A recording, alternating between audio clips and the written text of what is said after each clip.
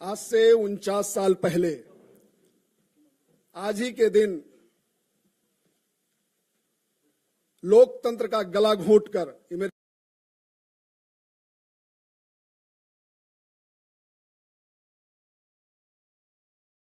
अपने संस्मरण को याद करने के लिए हम सभी यहां इकट्ठे हुए हैं। बातचीत का सिलसिला आगे शुरू हो उसके पहले औपचारिकताएं हम पूरी कर लेना चाहते हैं। हम चाहते हैं नरेंद्र मोदी अध्ययन केंद्र के अध्यक्ष सभापति आदरणीय जसीम भाई से कि आज के इस कार्यक्रम के आज के इस परिसंवाद के मुख्य अतिथि आदरणीय शिवराज सिंह चौहान जी को पुष्पगुच्छ देकर और पौधा देकर उनका स्वागत करें, अभिनंदन करें। आदरणीय जसीम जी।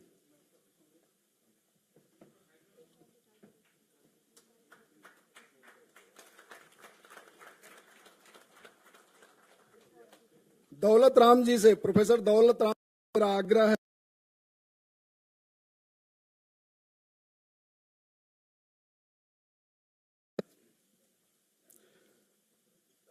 दौलत राम जी से मेरा आग्रह है कि आदरणीय जतेंद्र कुमार जी को पुष्पगुच्छ देकर और तुलसी का पौधा देकर उनका स्वागत करें, अभिनंदन करें। दिव्या तंवर जी से मेरा आग्रह है कि आदरणीय राजकुमार भाटिया जी का पुष्पगुच्छ देकर स्वागत करें।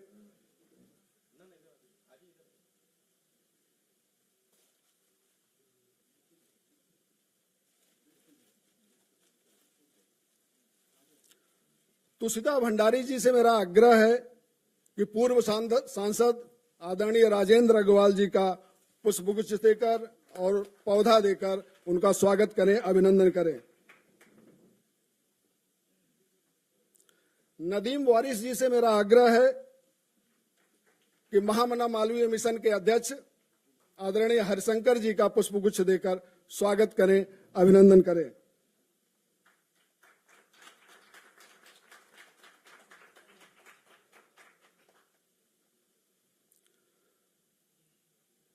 इसी क्रम में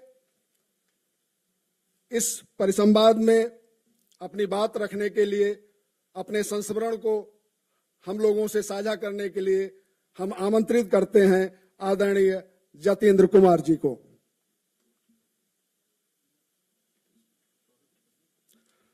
क्षमा चाहते हैं। इस स्वागत वक्तव्य के लिए मैं नरेंद्र मोदी अध्ययन केंद्र के अध्यक्ष आदरणीय जसीम जी से आग्रह करता हूं कि वो आए।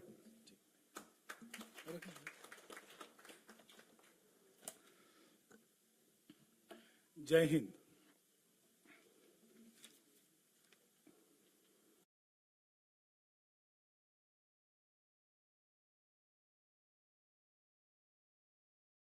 अध्याय भारत का पे आज कार्यक्रम में आप सभी महानुभाव और खास करके मैं भारत के कृषि मंत्री श्री शिवराज सिंह चौहान जी का तहे दिल से शुक्रिया अदा करता हूं कि उन्होंने बहुत कम समय में हम लोगों की इस प्रार्थना को स्वीकार किया। इसके साथ यूएसए से आए श्री जतेंद्र कुमार जी, प्रोफेसर राजकुमार भाटिया जी, श्री राजेंद्र अग्रवाल जी और इस कार्यक्रम का जो एक साथ नरेंद्र मोदी अध्ययन केंद्र, महामना मालवीय मिशन और प्रज्ञा संस्था सौजन्य से एक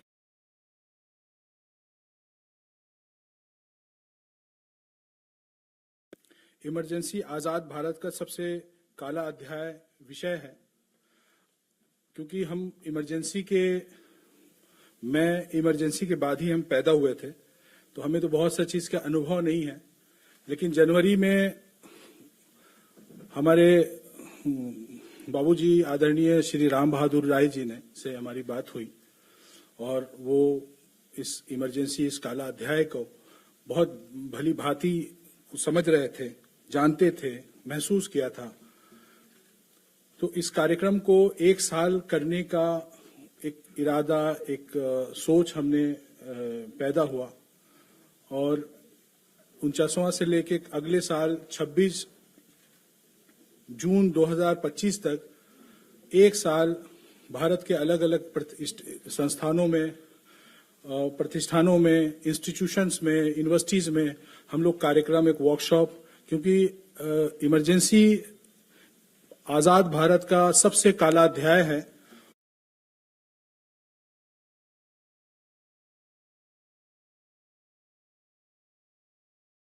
आवश्यकता है। मैं खास करके श्याम जाजू जी का, आईएनएस के प्रेसिडेंट राकेश शर्मा जी का, और जो बहुत लोग मैं नहीं जानता, उन सब का मैं शुक्रगुजार धन्यवाद करता हूं कि वो यहां तशरीफ लाए। जय हिंद।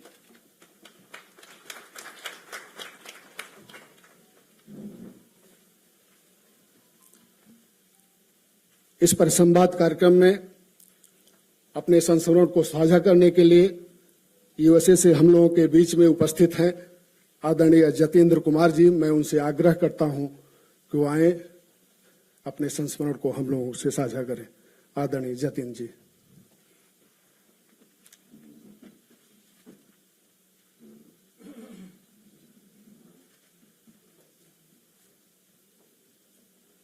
सबसे प्रथम मैं क्षमा मांगूंगा क्योंकि मैं आंग्ल भाषा भी बोलूंगा। I'm a little more comfortable with that language. It's unfortunate, but I've been out of India since 1965, and my background is basically belong to RSS. It's very interesting fact. The democratic countries, major democratic countries in the world have faced dark days. America, they got independence in 1776, and 1980s May, they had civil war.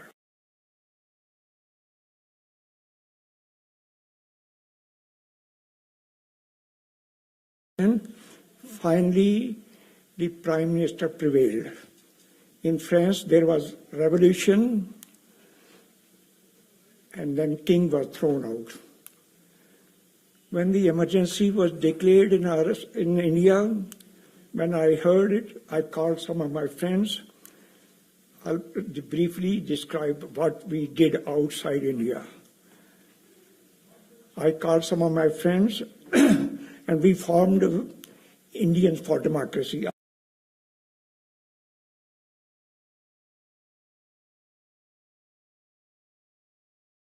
Then, at that time, I had an Indian passport. My passport was cancelled, and arrest warrants were issued against me. I had to come to India to make the plans how we proceed. So I had a meeting with Madhav Ji. He was General Secretary of RSS. Incidentally, I'm third year OTC trained. I did my OT third year in 1963. So we talked about what to do, how to proceed. So I made the arrangement for Dr. Swami to escape from India. And he went through via Sri Lanka. He went to England first. He founded Friends of India International. Then he came to the United States, where we also started Friends of India Society International. He was the first president, international. I was the second president. Now I'll just briefly explain the role of RSS outside India. Of course, in India, they were very active. All the other parties became ineffective because their leaders, once their leaders got arrested, there was no cadre to do anything.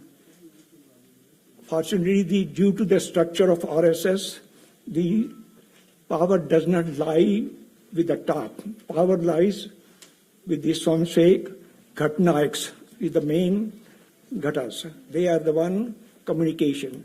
So RSS kept on communication link and propagating against the emergency. They could not arrest all the people. They did not even know Chamalaji was so famous, but nobody had known how he looked like. I had meeting when I visited India. I had meeting with him just close to the police station in New Delhi. He was just Western, and nobody knew how he looked like. So that was the strength. Outside, we started campaigning. Then we started chapters, of course, in England, United States, France, Holland, Japan, Germany. And our focus was to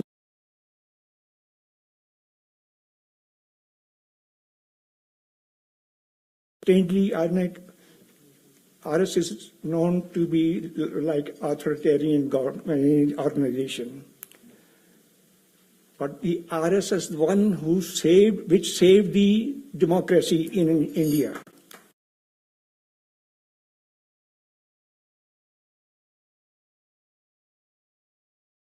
Campaigning against the emergency, educating the legislature and the others. And a very interesting thing happened at that time. Due to the propaganda of government of India, some people were influenced that Mr. Gandhi was right. I happened to meet Teddy Kennedy. He had issued the statement that there's no problem in India.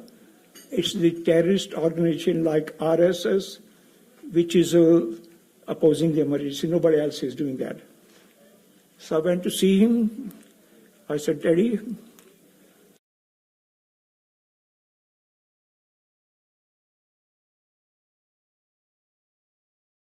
said, no, I did not check it. I said, look, Teddy, he knew me. I said, look, I belong to RSS. He said, if you belong to RSS, then it must be a terrorist organization. And then finally, after that, he did not issue any statement against RSS. And we kept on pressing the Indian government whenever their representatives came to United States or England or anywhere, our Karyakartas confronted them. And they were really embarrassed all the time.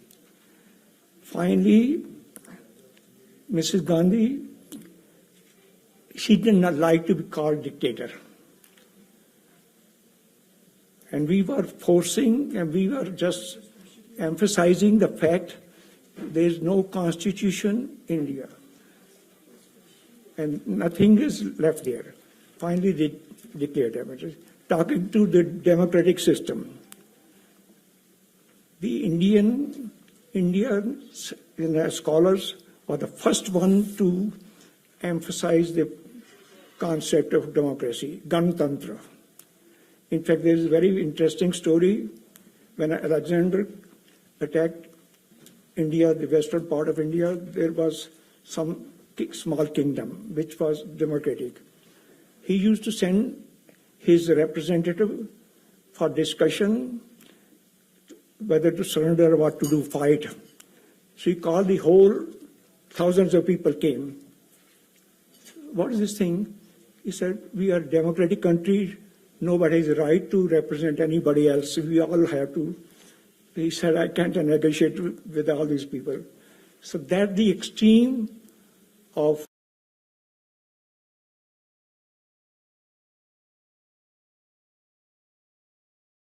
India. Nobody was persecuted. You could say anything. You could attack Vedas. You can attack God. There were atheists.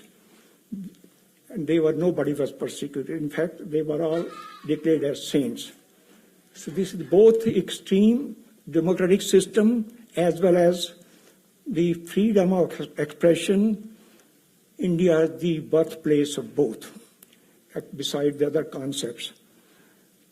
Finally, when the elections were held, and that's the story everybody knows, so we must not forget this chapter, as civil war is an important chapter in the American democratic system.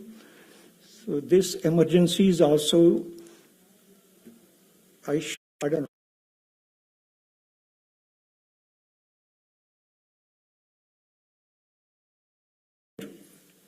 We stayed a democratic country, and we will, no matter what happens, because that democracy is in our blood.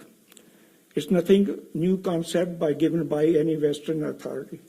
It's in our blood, and RSS played a major role, both in India as well as in the foreign countries, to protect the democratic system.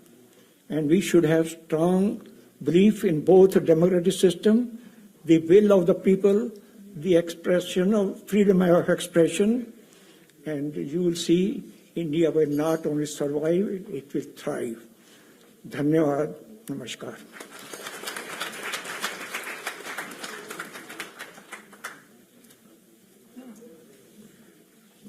ये मेरा सौभाग्य है कि अब मैं जिसे आमंत्रित करने जा रहा हूं, जब मैं प्रतापगढ़ में विद्यार्थी परिषद का जिला प्रमुख था, तब आप विद्यार्थी परिषद के राष्ट्रीय अध्यक्ष थे। मैं आमंत्रित करता हूं आदरणीय राजकुमार भाटिया जी को।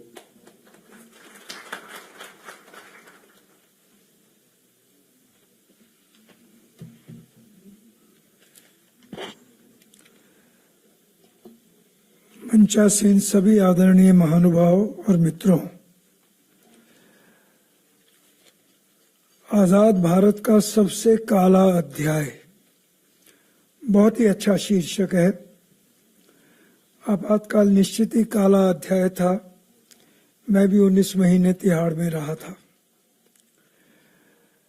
कल ही मुझे दूरदर्शन में आपातकाल के बारे में एक प्रोग्राम में पैनल में शामिल होने का मौका मिला। मीडिया वालों की प्रॉब्लम होती है, उनको सब विचारों के लोगों को बुलाना है, तो कांग्रेस के एक नेता भी थे उसमें।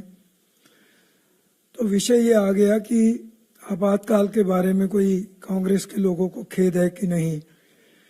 मुझे लगता है कि जो व्यक्ति था उसको तो कुछ पता ही नहीं रहा होगा कि आपातकाल में क्या हुआ, तो वो आपातकाल का जस्टिफिकेशन देने लगा। अभी अभी मैंने राम बहादुर जी से पूछा कि कहीं कांग्रेस ने कहीं कोई खेद व्यक्त किया क्या, और मेरा मानना है कि नहीं किया तो करना पड़ेगा। आपातकाल में क्या हुआ उसके किस्से सुनाने का ये कोई अवसर नहीं है। एक बात जरूरी है कहना, और वो ये है कि इंदिरा गांधी को केवल आपातकाल तक सीमित करके हम ना देखें। आपातकाल का पहला भी और आपातकाल के बाद भी, और बाद वाली बात मैं इसलिए कह रहा हूं कि पंजाब, कश्मीर, ये जितने उन प्रदेशों की समस्याएं उलझी और जितना दोनों बॉर्डर स्टेट्स और दोनों में जिस तरह का और तांडव देखने को मिला, उसके लिए जिम्मेदार इंदिरा गांधी थी। और आपातकाल के पहले भी बहुत सारी ऐसी बातें हैं। इसलिए इंदिरा गांधी देश में की प्रधानमंत्री थी। हाँ, उन्होंने बांग्लादेश भी को स्वतंत्र कराने में भूमिका निभाई, उनकी प्रशंसा मैं भी करूंगा, लेकिन प्रशंसा करने लायक बहुत थोड़ा है। वो सचमुच में एक डिक्टेटर मानसिकता वाली और महिला थी, प्रधानमंत्री थी। एक बात मैं ये कहना चाहूंगा। दूसरी बात कहूंगा लेकिन कि इमरजेंसी खत्म हो गई,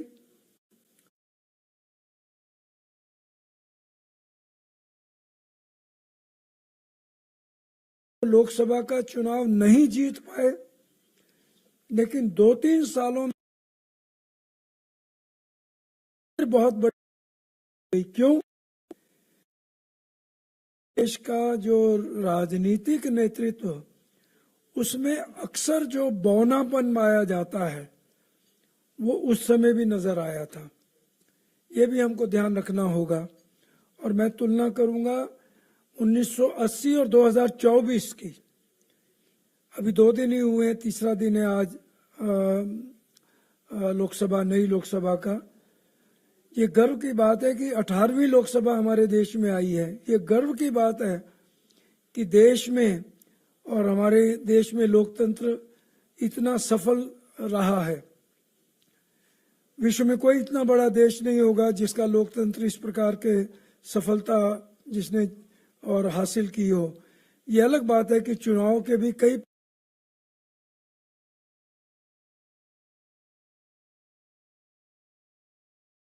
देश भी ऐसा है कि उसको लोकतंत्र की कीमत देनी पड़ रही है। ये जो सब हम देख रहे हैं, राजनीतिक नेताओं का बौनापन, ये लोकतंत्र की कीमत है जो हमारा देश चुका रहा है। और ये कीमत 1980 में देश ने चुकाई थी, इंदिरा गांधी फिर से आ गई थी।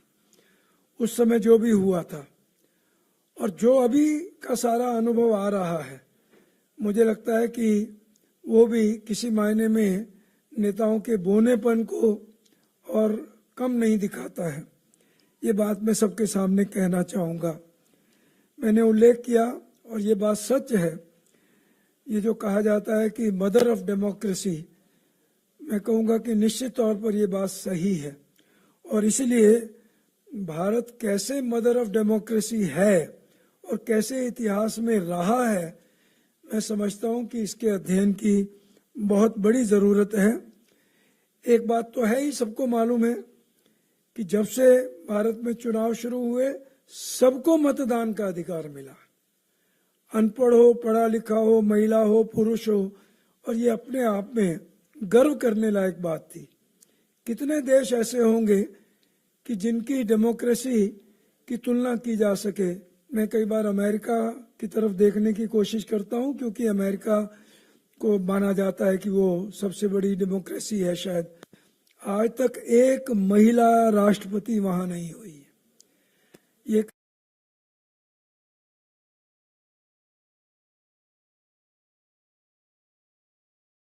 अमेरिका का हाल है। बाकी देशों को भी देखें तो ध्यान में आता है कि वहां की डेमोक्रेसी कहीं का उदाहरण नहीं है। और भारत तो विश्व का इतना बड़ा और देश है जनसंख्या के हिसाब से, वोटर्स की संख्या के हिसाब से, तो मुझे लगता है कि हमें अपनी डेमोक्रेसी पर गर्व होना चाहिए, लेकिन डेमोक्रेसी की हम कीमत भी चुका रहे हैं, वो भी हमारे ध्यान में रहना चाहिए। लेकिन लोकतंत्र चाहिए तो सही, इसमें तो कोई दो राय नहीं है कि लोकतंत्र ये हमारे लिए आवश्यक है, ना सिर्फ भारत के लिए आवश्यक है, पूरे विश्व के लिए आवश्यक है। आपातकाल की एक बात कहना चाहूंगा, मुझे नहीं मालूम कि उस चीज का उल्लेख आया है कि नहीं, क्योंकि आपातकाल के बारे में बहुत कुछ लिखा गया है। हो सकता है राम बहादुर जी मुझे करेक्ट करेंगे। आपातकाल में संघ के सरसंघचालक बाला साहब देवरस जी ने 3 पत्र लिखे थे। 2 पत्र इंदिरा गांधी को लिखे प्रधानमंत्री के नाते। संघ ने 14 नवंबर 1975 से सत्याग्रह शुरू किया, लेकिन उस सत्याग्रह से पहले बाला साहब देवरस की ये कोशिश रही कि किसी तरह से सरकार को ये भरोसा हो जाए, क्योंकि उस समय आपातकाल से पहले भी और आपातकाल के दौरान भी आपातकाल से संघर्ष करने वाले संघ के ही प्रमुख लोग थे। आपातकाल से पहले भी जो सब चला था उसमें भी संघ से जुड़े हुए लोग, अखिल भारतीय विद्यार्थी परिषद हो, जब पॉलिटिकल पार्टीज जयप्रकाश नारायण आंदोलन में शामिल हुई, तब भारतीय जनसंघ की भूमिका रही हो, तो बाला साहब देवरस ने उस समय और इस बात की विवेक रखा कि कैसे स्थिति को डी एस्केलेट किया जाए। इसीलिए उन्होंने 2 पत्र प्रधानमंत्री को लिखे कि हमें कहीं ना कहीं, हम चाहेंगे कि आपके साथ बातचीत हो और ये स्थिति जो है वो डिफ्यूज हो। उन्होंने एक पत्र विनोबा भावे जी को लिखा, क्योंकि विनोबा भावे जी को इंदिरा गांधी मिलने वाली थी, उनको पता लगा कि वो मिलने जा रही हैं, तो उन्होंने विनोबा जी को कहा कि आप उनको कुछ समझाइए। तो जहां आपातकाल में संघ के शीर्ष नेतृत्व ने इस प्रकार की एक बड़ी जिम्मेदारी की भूमिका निभाई, वहां बाकी क्या हुआ आपातकाल में वो एक अलग कहानी है। मैंने जैसे कहा कि 1980 रहा हो या 2024, जिस प्रकार की जो राजनीतिक नेताओं का व्यवहार नजर आता है उसकी हमको चिंता होनी चाहिए। और 2024 में तो खास तौर पर ये बात बहुत उभर कर आ रही है कि कितना विदेशी हस्तक्षेप हुआ और उस विदेशी हस्तक्षेप ने कितना हमारे देश को प्रभावित किया। हो सकता है उसकी कुछ जानकारियां आगे आएंगी, अभी बहुत समय नहीं बीता है। आखिरी बात कहूंगा कि ये आज कार्यक्रम हो रहा है centre for Narendra Modi studies, जिन्होंने बनाया उनको कहाँ से प्रेरणा मिली और वो इसमें से क्या निकालना चाहते हैं ये तो वो जाने। लेकिन मैं ये जरूर कहूंगा कि नरेंद्र मोदी का आकलन इस देश के लिए बहुत जरूरी है। जहां तक लोकसभा चुनाव की बात है, खासतौर पर जो विपक्ष कहिए प्रतिपक्ष कहिए वो तो फूले नहीं समा रहे हैं, क्योंकि मोदी जी को सबक सिखा दिया।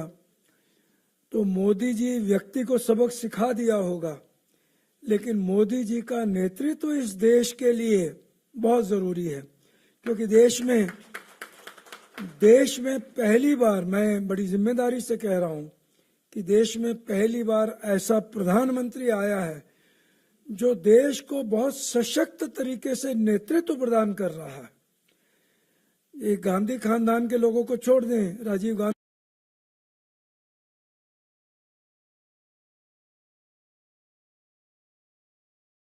को और इलाज की जरूरत थी और राजीव गांधी उनको साथ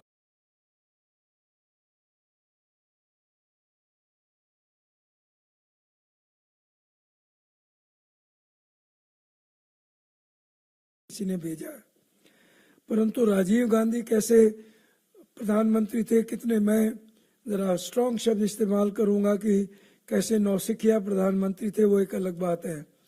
इंदिरा गांधी जी का तो जितना भी अध्ययन हो वो कम है। ये मान भी लिया जाए कि और भी ऐसे प्रधानमंत्री हुए हैं, मैं 3 नाम भी लूंगा, मुझे कोई संकोच नहीं है। उसमें 2 कांग्रेस के नेता थे, वो नरसिम्हा राव रहे हों या मनमोहन सिंह रहे हों, लेकिन नरसिम्हा राव किस तरह की सरकार चला पा रहे थे और मनमोहन सिंह प्रधानमंत्री थे कि नहीं थे, यही अपने आप में एक सवाल आता है। उनकी बागडोर किसके हाथ में थी, ये एक सवाल आता है। अटल बिहारी वाजपेयी सरकार चला रहे थे, लेकिन किस प्रकार के मजबूरियों में चला रहे थे, तो जरा इसका विचार करना जरूरी है कि देश को आज एक ऐसा नेता मिला है जो देश को बहुत ऊंचाइयों तक ले गया है और ले जाने की पूरी संभावना है। इसलिए इस बात का, और ये जरूरी है क्योंकि यहाँ तो ऐसे लोग बैठे हैं कि सोचने विचारने वाले लोग हैं, तो इसलिए इस बात का विचार जरूरी है। और अभी ज्यादा समय नहीं बीता है, केवल 3 हफ्ते ही बीते हैं लोकसभा चुनाव का परिणाम आए, लेकिन देश को एक ऐसा नेता मिला है कि जिसके कारण देश बहुत आगे जाएगा और देश में जो भी बदलाव है, जो भी प्रगति है, वो हो पाएगी। इसलिए मैं कहूंगा कि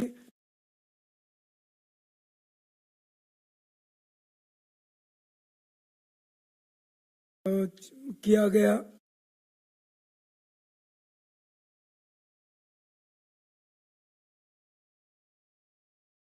डेमोक्रेसी कैसे उस समय भी बच गई और बाद में भी सरवाइव कर गई, और कैसे डेमोक्रेसी भी आगे फलती फूलती रहे और देश का भी विकास आगे होता रहे। मुझे लगता है कि आज ये हमारे लिए जरूर सोचने का विषय है। बहुत बहुत धन्यवाद।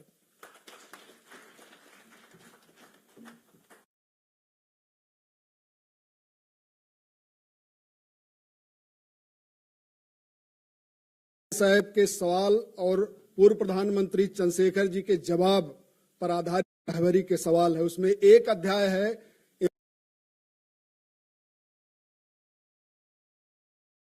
कि एक बार गुजराल जी हमसे मिलने आए और उन्होंने कहा कि क्या इंदिरा जी में और आप में समझौता नहीं हो सकता। तो पूर्व प्रधानमंत्री चंद्रशेखर जी ने जवाब दिया कि नहीं हो सकता, क्योंकि हम दोनों 2 छोर पे खड़े हैं। एक दिन आपको ये खबर मिलेगी कि किसी तो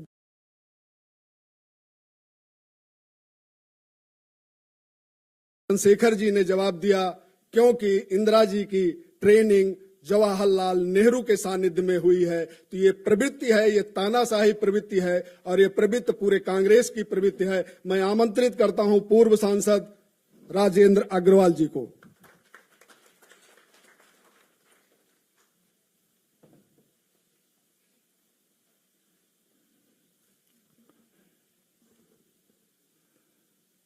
इस कार्यक्रम के अध्यक्ष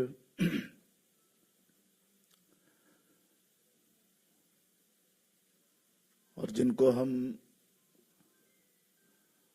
विभिन्न क्षेत्रों में एक आदर्श के रूप में देखते रहे, ऐसे आदरणीय श्री राम बहादुर राय जी,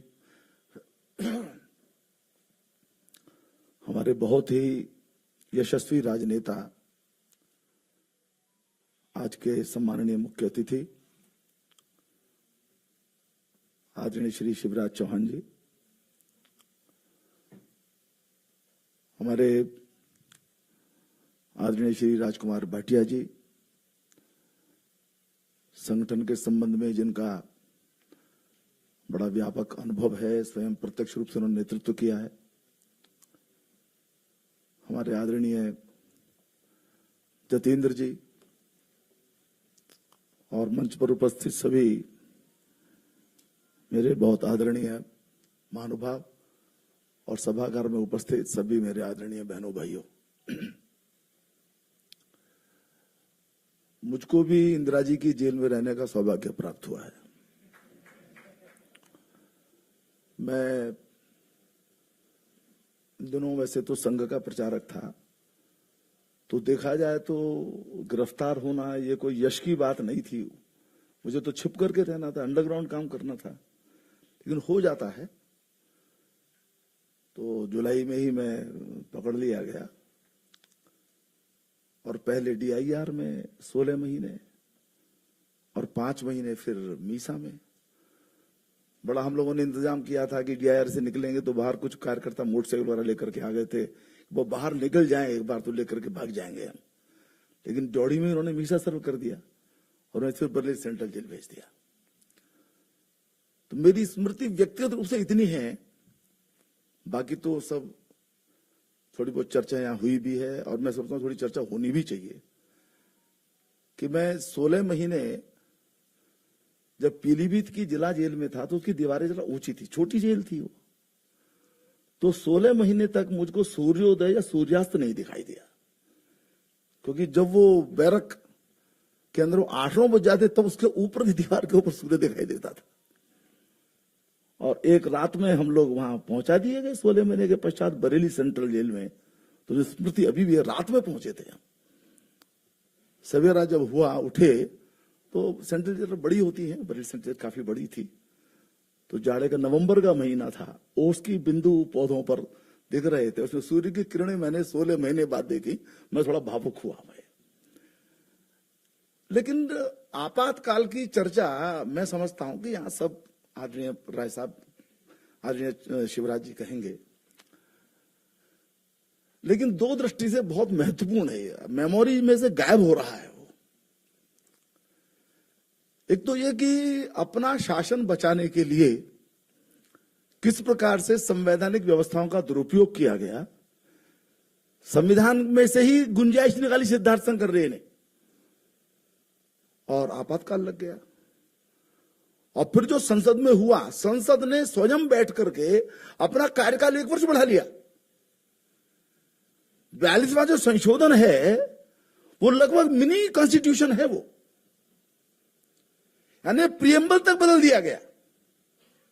और प्रियम्बल को बदलने का इसलिए बड़ा भारी उसका एक महत्व है कि सेक्युलरिज्म के ऊपर, समाज सोशलिज्म के ऊपर संविधान सभा ने प्रचुर मात्रा में विचार विमर्श किया था और दोनों शब्दों को संविधान में रखने की, प्रियम्बल में रखने की आवश्यकता नहीं है। जो हमने कहा है हम भारत के लोग, और जो सारा जो विवरण उसका है उसके अंदर ये भाव आ जाते हैं, इसलिए उसको नहीं रखा गया था। परंतु प्रियम्बल को इसलिए बदला गया ताकि अपने वोट बैंक को खुश करने की दृष्टि से इन शब्दों का उपयोग हो सके। और ये बड़ा भारी अपराध किया है कि संविधान का उपयोग अपने दलीय हित को प्राप्त करने की दृष्टि से किया गया। ये मतलब एक तो ये कुछ बातें तो ये हैं जो संविधान को लेकर के जिस प्रकार की या उसकी अवमानना,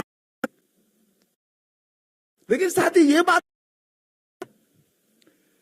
कि आखिर अपनी कुर्सी बचाने के लिए इस देश में जो मदर ऑफ डेमोक्रेसी है, एकम सद विप्रा बहुधा वदंती, मुंडे मुंडे मत भिन्ना, जहां पर प्रत्येक प्रकार की वैचारिक स्वतंत्रता है, हमारे बिल्कुल वो इनबिल्ट है हमारे संस्कार के अंदर। वो हमें कहीं बुराई नहीं लगता कोई हमारी बात को काटता है, तो हम सहज भाव से उस विभिन्नता के साथ जीते हैं।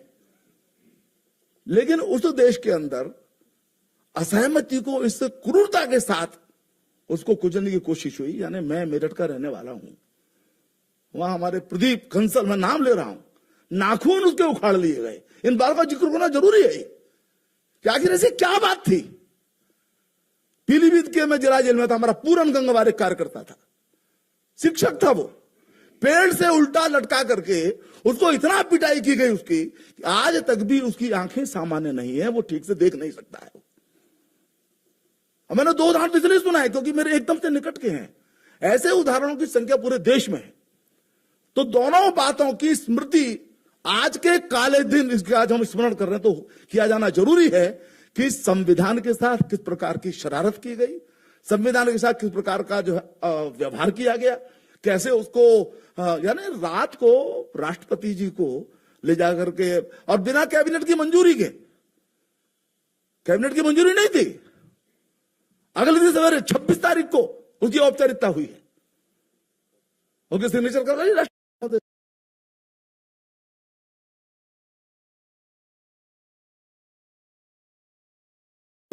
चाहे वो प्रेस हो, चाहे वो न्यायपालिका हो, चाहे वो सामान्य व्यक्ति हो, ये बड़ा बहुत कष्टकारी है ये। और इसलिए उनकी स्मृतियां हमारे साथ रहनी बहुत जरूरी है। बेशक हिंदुस्तान का मिजाज, हिंदुस्तान का स्वभाव वो लोकतंत्र का है, और यदि किसी ने कभी कोई ये उसने जो किया, और संघ की भूमिका, संघ परिवार की भूमिका, विद्यार्थी परिषद की भूमिका सब जानते हैं किस प्रकार के कष्ट से परिवार बर्बाद हुए उसके अंदर। उसमें से वो, क्योंकि हम मदर ऑफ डेमोक्रेसी हैं, क्योंकि हमारे खून में, हमारे संस्कार में, हमारे स्वभाव में लोकतंत्र है, इसलिए हम विजयी हुए और लोकतंत्र की ठीक से बहाल हुआ। अब वो अप डाउन तो चलते रहेंगे, लेकिन एक बात की जरूर मैं चर्चा करना चाहता हूं। 3रा दिन आज संसद का है, नई लोकसभा का है, संविधान की प्रति लेकर के शपथ ले जा रहे हैं। एक नैरेटिव, फॉल्स नैरेटिव कैसे खड़ा किया जाता है। आप संविधान के प्रति समर्पित है, बहुत अच्छी बात है, प्रत्येक को होना चाहिए, हमारी शपथ ही संविधान को लेकर के है। लेकिन जो फॉल्स नैरेटिव है, मैं चुनाव की बात नहीं कर रहा, चुनाव में सब दांव चलते होंगे, जो जितना जिसको समझा पाया, लेकिन इस सबको देखते हुए मुझे वो रामचरितमानस का एक प्रसंग याद आता है। मैं 2 मिनट में उसको कह करके अपना निवेदन समाप्त करूंगा। आपने काली नेमी का चरित्र सुना होगा। वो जब लक्ष्मण को मूर्छा हो गई तब संजीवनी लानी थी हनुमान को, हनुमान ही ला सकते थे। हनुमान को कहा गया कि आप लेके आओ जी। तो रावण को ही चिंता हुई, रावण के कुनबे को ही चिंता हुई कि यदि ये संजीवनी ले आएंगे तो ला तो सकता है ये हनुमान, इसने हमको दिखा रखा है अपनी ताकत कितनी है, इसलिए इसको रोका जाए।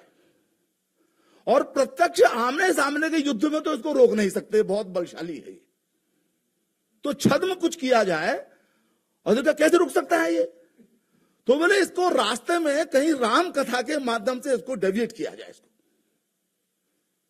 तो फिर एक काली नेमी नाम का राक्षस था, व्यक्ति था उनकी सेना, उसको कहा कि तुम आओ और तुम जरा जो उड़ने का रास्ता है उसमें बीच में बैठ करके और कुछ ऐसा करो कि ये घंटे 2 घंटे इसके बर्बाद हो जाए हनुमान के, क्योंकि वो संजीवनी को पहचानने में, लाने में दिक्कत होगी, बस काम खत्म हो जाएगा ये। तो कथा ये आपने सबने सुनी होगी, ये मैं कि उसका उल्लेख कर रहा हूं कि काली नेमी ने रास्ते में बैठ करके बाकायदा राम कथा का बड़े जोर जोर से उच्चारण शुरू किया, और हनुमान का ध्यान आकृष्ट भी हुआ। हनुमान गए भी वहां पर, लेकिन हनुमान जहां बलशाली है वहां बुद्धिमान भी है। उनको ध्यान में आ गया कि ये क्या कर रहा है, उनको अंततः ध्यान में आ गया कि ये तो जो है मेरे मार्ग में बाधा पैदा करने के लिए यहां पर आया है, और फिर उन्होंने काली नेमी का वध किया।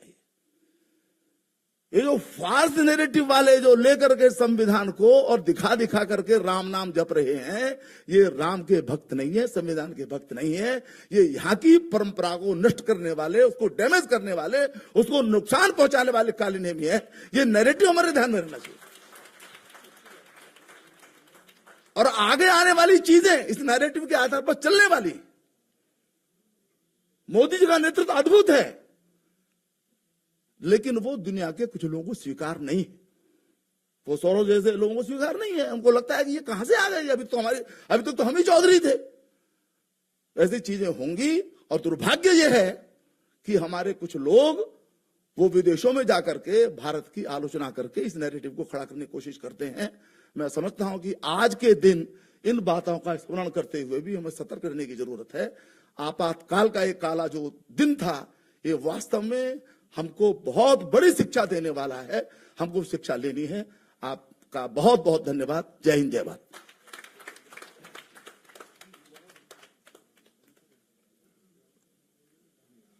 मैं इससे पहले कि अपने मुख्य अतिथि भारत सरकार के कृषि एवं ग्रामीण विकास मंत्री आदरणीय शिवराज सिंह चौहान जी को आमंत्रित करूं, उसके पहले मैं चाहता हूं कि महामना मालवीय मिशन के अध्यक्ष आदरणीय हरिशंकर जी, महामंत्री आदरणीय वेद प्रकाश जी अपनी टीम के साथ महामना मालवीय जी पर जो वांग्मय आया, जिसके प्रधान संपादक श्रद्धेय राय साहब थे, जिसका लोकार्पण आदरणीय प्रधानमंत्री नरेंद्र मोदी जी ने किया था, वो भेंट करें आदरणीय शिवराज जी को। आदरणीय हरिशंकर जी, वेद प्रकाश जी और उनकी टीम से आग्रह है कि वो आए।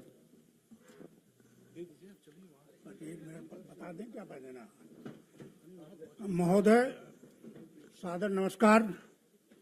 भारत रत्न मदन मोहन मालवीय जी का संपूर्ण बौद्धिक योगदान पर आधारित मदन मोहन मालवीय संपूर्ण वाङ्मय की प्रथम श्रृंखला के 11 खंडों का लोकार्पण हमारे यशस्वी प्रधानमंत्री माननीय श्री नरेंद्र मोदी जी द्वारा महामना के 162वें जन्म दिवस 25 दिसंबर 2023 पर विज्ञान भवन नई दिल्ली में किया गया। इसकी प्रति आपके कर कमलों में सौंपते हुए हमें हर्ष का अनुभव हो रहा है। महामना की इस महान बौद्धिक संपदा को अन्वेषित तथा संकलित करने में महामना मालवीय मिशन की एक समर्पित टीम लगभग 4 वर्षों तक देश विदेश में अनवरत प्रयास किया है। लब्ध प्रतिष्ठित चिंतक विचारक पद्मश्री श्री राम बहादुर राय जी के प्रधान संपादक के रूप में प्रबुद्ध चिंतकों के मार्गदर्शन में ये भगीरथ कार्य संपन्न हुआ है। महामना वाङ्मय की दूसरी श्रृंखला के 12 खंडों को पूरा करने का कार्य चल रहा है। हम आपके सहयोग के आकांक्षी हैं।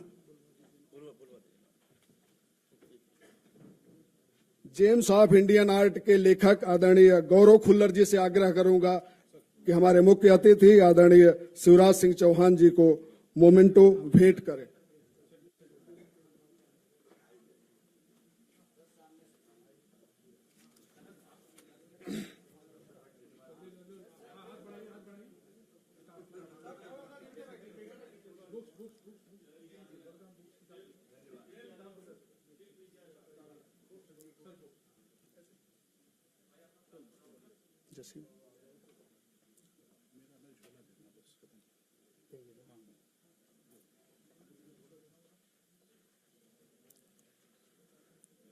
नरेंद्र मोदी अध्ययन केंद्र के अध्यक्ष आदरणीय जसीम जी से मेरा आग्रह है कि प्रधानमंत्री आदरणीय नरेंद्र मोदी जी पर आधारित अविराम यात्रा पुस्तक भेंट करें।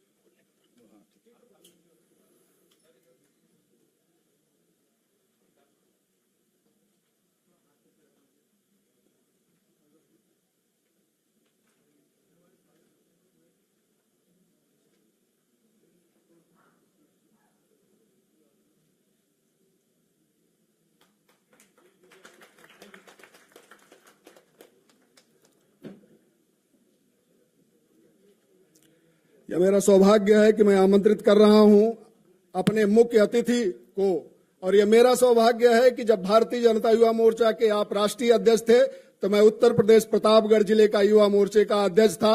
मैं आदरणीय शिवराज सिंह चौहान भारतीय राजनीति के वैचारिक प्रतिबद्धता और शुचिता के प्रतीक आदरणीय शिवराज जी को आमंत्रित कर रहा हूं संस्मरण साझा करने के लिए।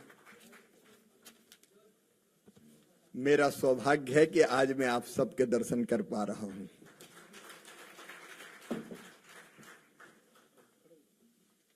हमारी प्रेरणा बचपन से जिनके सत्संग का सौभाग्य मिला है, आदरणीय श्रीमान राम बहादुर राय जी, आदरणीय प्रोफेसर राजकुमार भाटिया जी, आदरणीय राजेंद्र अग्रवाल जी, प्रोफेसर जसीम जी,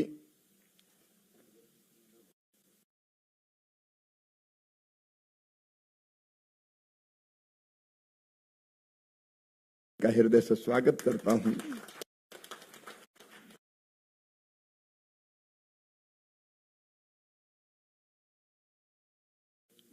बहनों और भाइयों और भांजे और भांजियों,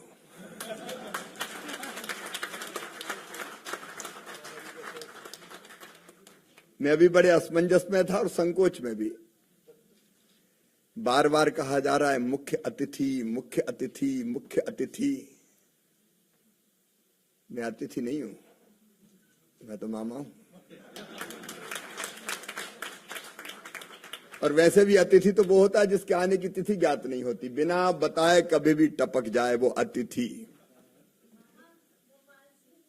ठीक है बेटी। और इस कार्यक्रम में मैं मेहमान कैसे हो सकता हूं? मैं भी घर वाला हूं, परिवार वाला हूं।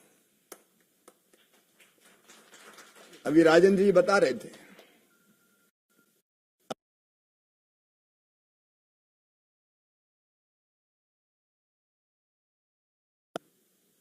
विकसित देशों में सभ्यता के सूर्य का उदय नहीं हुआ था, तब हमारे यहां वेदों की ऋचाएं रच दी गई थी, हजारों साल पहले। हम लोकतंत्र की जननी हैं। दुनिया में सबसे पहले गणराज्य, लोकतंत्र अगर कहीं था तो वो भारत में था। एकम सद विप्रा बहुधा वदन्ति, अभी कह रहे थे। कितनी वैचारिक स्वतंत्रता अपने देश में। तेरा रास्ता भी सही और तेरा भी सही, जो पसंद हो उस रास्ते जाओ, अंततः पहुंचोगे वहीं। अद्भुत है अपना देश सचमुच में। मैं जो युवा है उनसे कहना चाहता हूं, ऐसी वैचारिक स्वतंत्रता कहीं रही है क्या? हमारे देश में कई लोग साकार को मानते हैं, भगवान को मूर्ति में है, राम हो, कृष्ण हो, शिव हो, तो बोले ठीक है साकार को मानो। कुछ लोगों ने कहा कि नहीं नहीं, भगवान मूर्ति में कैसे आ सकता, वो तो सृष्टि के कण कण में विराजमान है, हम इस थ्योरी को नहीं मानते, निराकार है। बोले तुम भी सही है, तुम निराकार को मानो, किसी को सूली पर नहीं चढ़ाया। लेकिन कई ऐसे भी हमारे यहां हुए हैं विचारक, जिनका ये तो होता ही नहीं है। एक महर्षि हुए, एक चारवाक जी, जिनने कहा यावत जीवेत सुखम जीवेत ऋणम कृत्वा घृतम पीवेत भस्मीभूतस्य देहस्य पुनर्जन्म कुतो। उन्होंने कहा जब तक जियो सुख से जियो, उधार लेके भी घी पियो। ये शरीर तो माटी में मिलने वाला, पुनर्जन्म कुछ नहीं होता। तो उनको भी उपमा दी कि ये तो नया विचार दिया, ये भी महर्षि है। विचारों की ऐसी स्वतंत्रता इस धरती पर आज नहीं, हजारों साल से रही है। और भाव आप देखिए, संयुक्त राष्ट्र संघ बना द्वितीय विश्व युद्ध के बाद, लेकिन अपने देश ने हजारों साल पहले कहा अयम निजा परा वेत्ति गणना लघु चेतसाम उदार चरिता नाम तो वसुदैव कुटुंबकम। सारी दुनिया एक परिवार, जियो और जीने दो, आत्मवत सर्वभूतेषु सर्वे भवन्तु सुखिना सर्वे सन्तु निरामया। कहां ऐसी कल्पना है? लेकिन इसी धरती पर आज जो लोग दुहाई दे रहे हैं ना संविधान की, वो जिस परंपरा से आते हैं उस परंपरा ने क्या किया? इनको तो संविधान छूने का भी हक नहीं है जो संविधान की बात कर रहे हैं।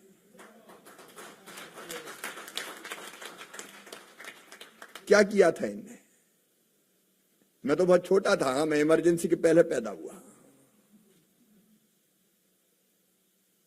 लेकिन राम बहादुर भाई साहब और राजकुमार जी यहां बैठे हुए हैं। मैं मॉडल स्कूल भोपाल में था, एक उसका प्रेसिडेंट था भोपाल में, टीटी नगर, तात्या टोपे नगर। आजकल ये भी बदल देते हैं, तात्या टोपे नगर को टीटी नगर कर देते हैं। और स्वाभाविक रूप से उस समय विद्यार्थी परिषद के संपर्क में आया, और उस समय बिहार से और पहले गुजरात से नवनिर्माण आंदोलन की ज्वालाएं चारों तरफ फैल रही थी। जैसे चिमन भाई पटेल मुख्यमंत्री हुआ करते थे, वहां के कुशासन के खिलाफ नौजवान निकल पड़ा, और उस समय बिहार में आंदोलन शुरू हुआ, बेरोजगारी, भ्रष्टाचार, गलत शिक्षा पद्धति और महंगाई के।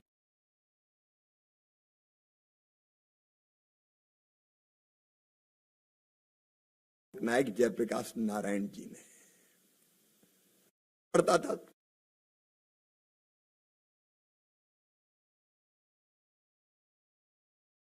में शामिल हो गए। छात्र युवा संघर्ष वाहिनी बनी थी उस समय, तो छोटे छोटे आंदोलन, प्रदर्शन। लेकिन आप एक मानसिकता देखिए, केवल सत्ता बचा रखने के लिए नहीं, कांग्रेस के डीएनए में तानाशाही है, निरंकुश शासन। जो मन में आएगा वो करेंगे, और उसमें कोई बाधा बनेगा तो वो चाहे सर्वोच्च न्यायालय के न्यायाधीश क्यों ना हो, उनको भी ठीक कर देंगे। अब मैं आप में से कई को पता होगा, अगर न्यायालय ने किसी फैसले को संविधान सम्मत नहीं माना,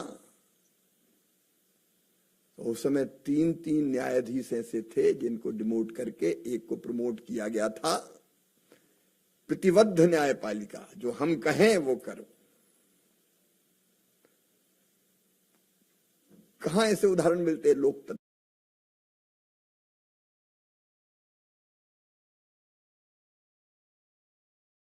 शासन का दुरुपयोग करके जीती थी,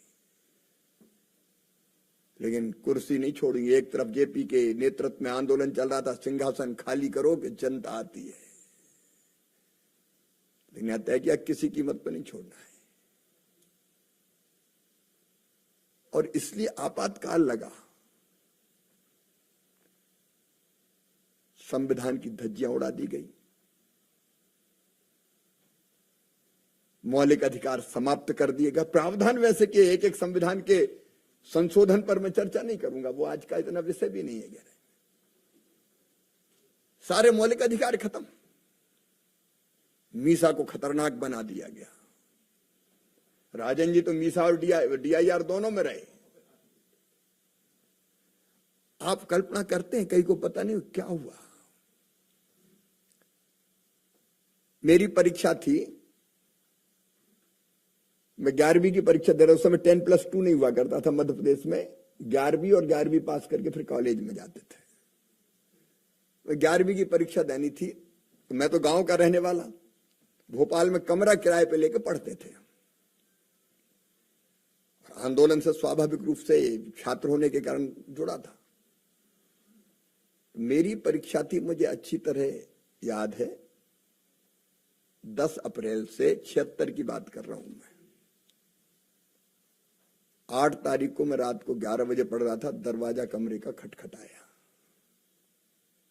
मैं ऐसे ही पजामा और बुशर्ट में जैसे पढ़ते हैं घर में वैसे था, और तो कोई था नहीं। दरवाजा खोला तो सामने पुलिस वाले दिखाई दिए।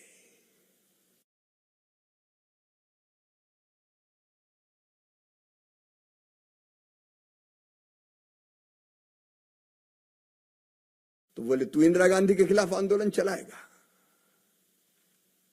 अब मैं और पहले और भी दुबला पतला था। तो मेरी परीक्षा थी, तो मैंने एक बार तो ये कहा कि नहीं आंदोलन कहां। दूसरा बोला कि ये क्या दुबला पतला आंदोलन चलाएगा। कोई दूसरा शिवराज सिंह चौहान होगा। तो एक घाघ से हेड कांस्टेबल थे, उनका नहीं तलाशी तो ले ही लो। अब तलाशी ली तो मटेरियल निकल गया आपातकाल। मैं उसके बाद आपको बता रहा हूं, 4 थपाड़े तो हमारे हैं, और जैसी गालियां दी मैं बयान नहीं कर सकता। आपको पकड़ के ले गया भोपाल के हबीबगंज थाने में, हमने नाम बदल के कर दिया रानी कमलापति उसका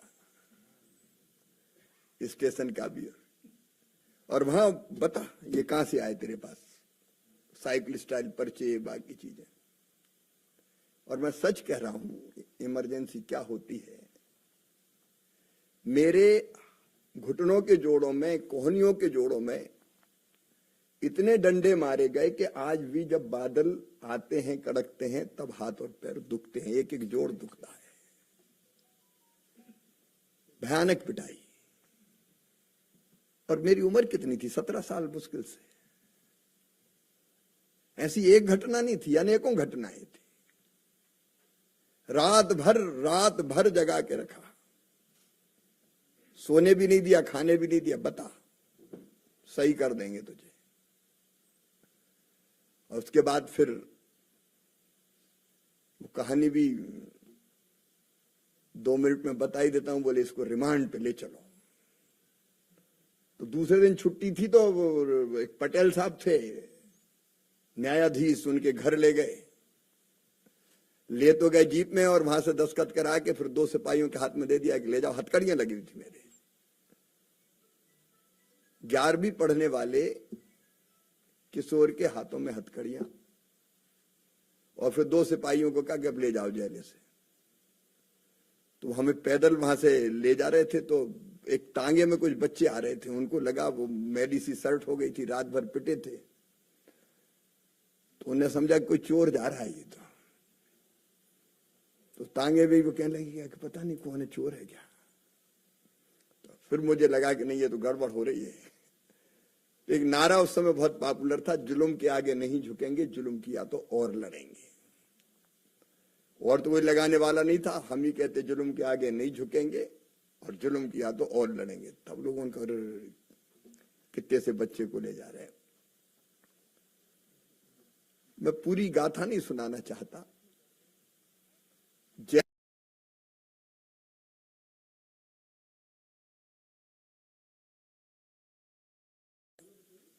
बैरिक में हम लोग रहते थे, बीमार हुए,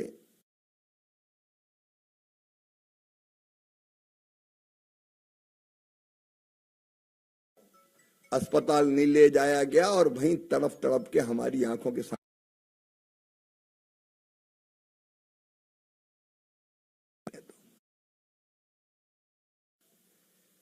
और हालत ये थी केवल जेल के अंदर नहीं, पूरा देश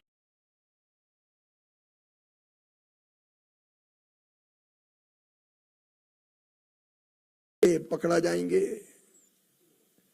एक प्रभुदयाल ढोलकिया के खिलाफ पकड़ के लाना था, तो पुलिस वालों को तो टारगेट पूरा करना था, कहां प्रभुदयाल मिले। तो पता चला एक प्रभुदयाल को लाए पकड़ के। उसने कहा मैं नहीं हूं। बोल नहीं, तू नहीं है तो अभी चल जाए। फिर कुछ दिन के बाद दूसरा प्रभुदयाल ढोलकिया आया, और फिर तीसरा प्रभुदयाल ढोलकिया आया। 3 प्रभुदयाल ढोलकिया। कोई सुनने वाला नहीं, वकील, अपील, दलील, वो चिल्लाई मैं नहीं हूं, मैं नहीं हूं। तीनों जेल में। ऐसी हालत थी। और जेल के बाहर क्या हो रहा था, गांव में जीप घुसती थी तो लोग भागते थे, गांव खाली हो जाता था। क्यों? हमारे यहां गांव में कहते थे ऑपरेशन वाले आ गए, नसबंदी।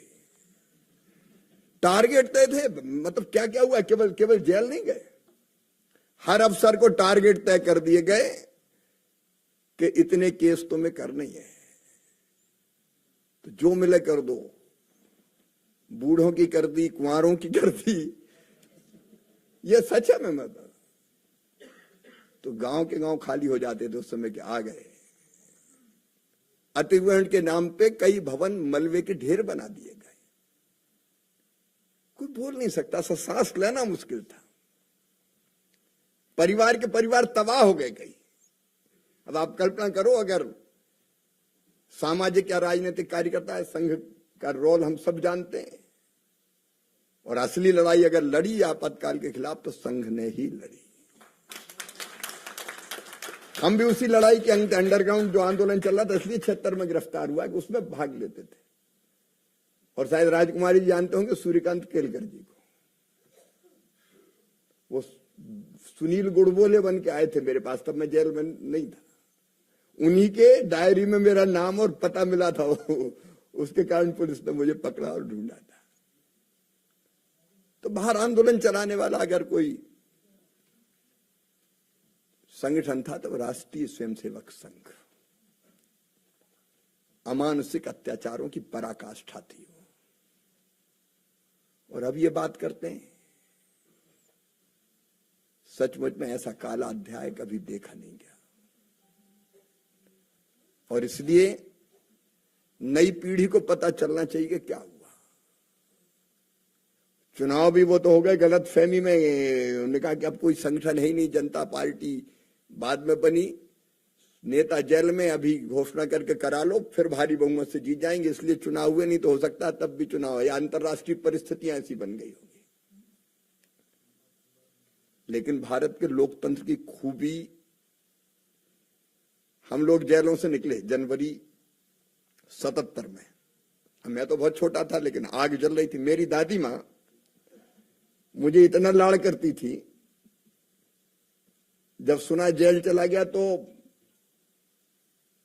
परेशान हो गई और अंततः बीमार पड़ी, और मेरे जेल में रहते ही मुझे देखने की चाह में उनने दम तोड़ दिया।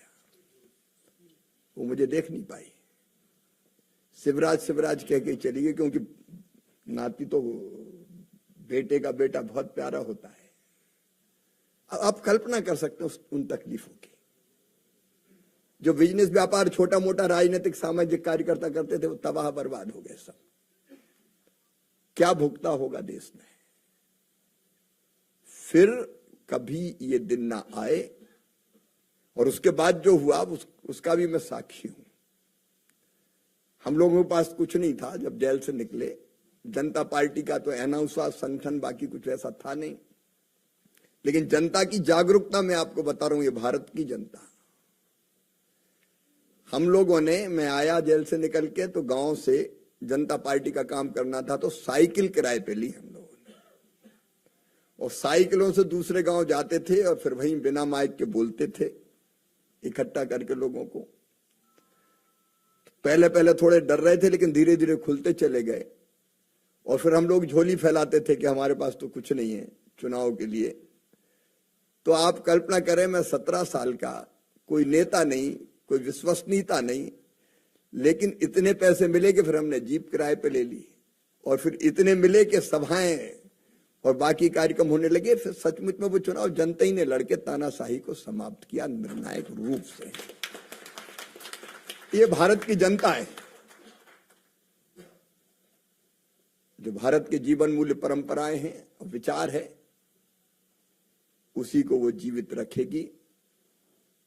हाँ, एक बात जरूर जो आज नारे लगा रहे हैं,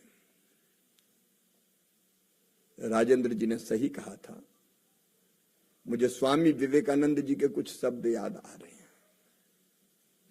उन्होंने कहा था, सुदीर्घ रजनी समाप्त हुई जान पड़ती है, महानिशा का अंत निकट है। जो अंधे हैं वो देख नहीं सकते, जो बहरे हैं वो सुन नहीं सकते, लेकिन मैं स्पष्ट रूप से देख रहा हूं कि भारत माता एक बार फिर से अंगड़ाई लेके खड़ी हो रही है और विश्व गुरु के पद पर आसीन हो रही है। ये एक नरेन ने कहा था, नरेन स्वामी विवेकानंद ने, लेकिन आज दूसरे नरेंद्र के नेतृत्व में 100 साल बाद ये हम होते हुए देख रहे हैं। हम सब जानते हैं आखिर इतना बैर क्यों मोदी जी से। क्योंकि वो अपनी संपूर्ण सामर्थ्य, क्षमता और समर्पण से एक वैभवशाली, गौरवशाली, संपन्न, समृद्ध, शक्तिशाली और एक विकसित भारत का निर्माण कर रहे हैं। आज वो उपलब्धियां गिनाने की जरूरत नहीं है। लेकिन भारत के बढ़ते हुए सम्मान को हम सब ने अपनी आंखों से देखा है। और मेरे प्रिय मित्रों, ये मेरा विश्वास है और आज मैं ये यहां से कहने का साहस कर रहा हूं, विरोधी कितनी भी कोशिश कर ले, लोकतंत्र का आनंद है चुनाव। और चुनाव के परिणाम को कोई फिक्स है क्या सीटें कितनी जीतोगे? लोकतंत्र में कोई सीट हारते हैं, कोई जीतते हैं, उसमें क्या दिक्कत है? लेकिन तीसरी बार लगातार, ये व्याख्या भी गलत हो रही है, तीसरी बार लगातार संपूर्ण शानदार बहुमत की सरकार बनाने का उदाहरण 62 के बाद अगर किसी ने स्थापित किया है तो श्री नरेंद्र मोदी जी के नेतृत्व में स्थापित किया। यह बड़ी विजय है। परसेप्शन गलत बनाया जा रहा है। जिनकी 99 आई अब वो चकते घूम रहे हैं और 240 वालों से कह रहे हैं कि तुम तो हार गए। अब ये अजीब बात है, मुझे समझ में नहीं आती। सैकड़ा पार नहीं किया और कह रहे हम जीत गए। तो ऐसे जीतना तो कई सालों तक जीतते रहो ऐसे ही। तो आप उस दल की हालत का अंदाज लगा सकते हैं जो 99 सीटों में ही प्रसन्न होकर महाविजय प्राप्त हो गई। धन्य महाराज, रहो प्रसन्न से। एनडीए को पूर्ण बहुमत है जी, और इस परसेप्शन को भी बदलने की जरूरत है।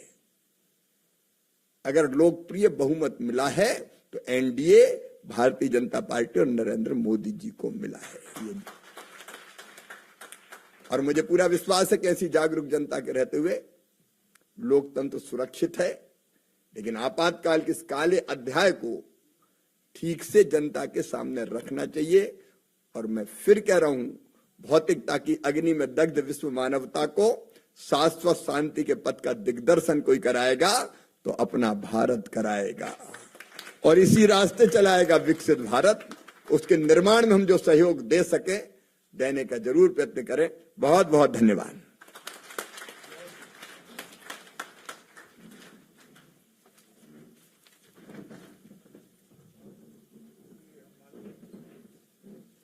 जिनके नानी ने जीने का अधिकार छीना और जिनके परनाना ने बोलने का अधिकार छीना, वो संविधान की प्रति लिए घूम रहे हैं।